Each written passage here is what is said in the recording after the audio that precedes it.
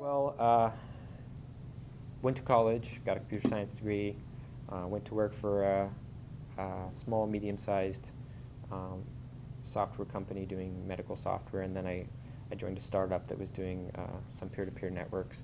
The startup didn't work out, sadly, but I guess my big break, in a sense, was that I got a job at Google. So through a friend, well, I mean, the hiring process is intense, but a friend gave me the idea to apply to Google, and I did, and it worked. So I got to Google, and if anyone has been a mentor, it's probably been Justin. You know, he's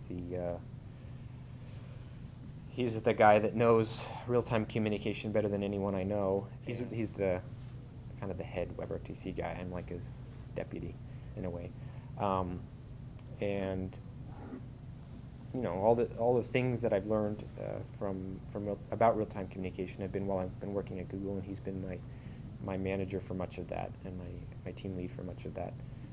So I've learned a lot from him, not only about real-time communication, but also about, you know, how do you manage and develop a code base over time. He's a very good code reviewer, for example. So yeah, if anyone's a mentor, it's probably Justin. Great. That's an interesting question.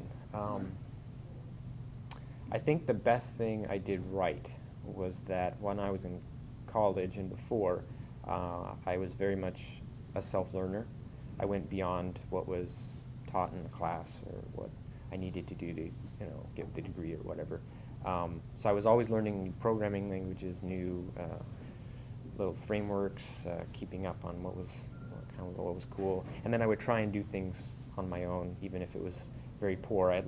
There's some Perl CPAN module out there that's still got my name on it from a long time ago, and I'd probably cry if I went and actually read the code. But you know, I tried. I went and did that, and that was always a learning process, learning more things. So that's something I did right. That is pretty critical for our industry to keep learning and keep tinkering and keep trying new things, like you know, try a new text editor, try a new version control system. Don't just do what everyone else is doing. Try lots of different things and learn a lot. Keep learning. So that's what I did right. I'd probably say that it was a learning experience for me to learn how to work on a team, not just go and do everything myself. Mm-hmm. For example, a huge thing I'd never done before when I got to Google was code reviews, right? Where I don't just write the code and then check it in, but like I write it so that someone else can review it, and then we collaborate together, and it's like group ownership of the code, and that's like a whole new dynamic that I'd never seen before, and I learned a lot from it. And like I try to spend most of my free time, you know, with my kids. I love doing everything with my kids and my family, my wife, too. We're big into education, and I like spending time with my kids reading books or doing the. I have a 7-year-old daughter, almost 8, and a 3-year-old son. Hopefully more at some point. I'm also very involved with my church. I volunteer there to help people in the community. I spent a lot of time with the youth, with Boy Scouts.